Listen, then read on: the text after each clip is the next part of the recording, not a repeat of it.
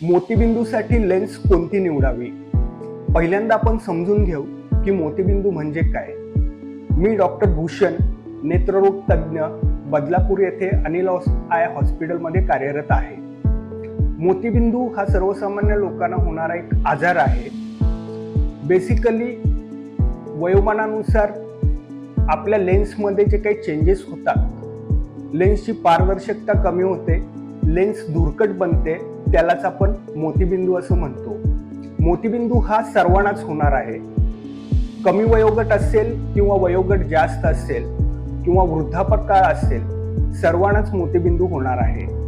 मोतीबिंदूच्या ऑपरेशनमध्ये देवानं दिलेली नॅचरल लेन्स ही काढून टाकली जाते आणि त्या जागी आर्टिफिशियल लेन्स किंवा कृत्रिम भिंगाचं रोपण केलं जातं. विविध प्रकारच्या लेन्सेस उपलब्ध आहेत.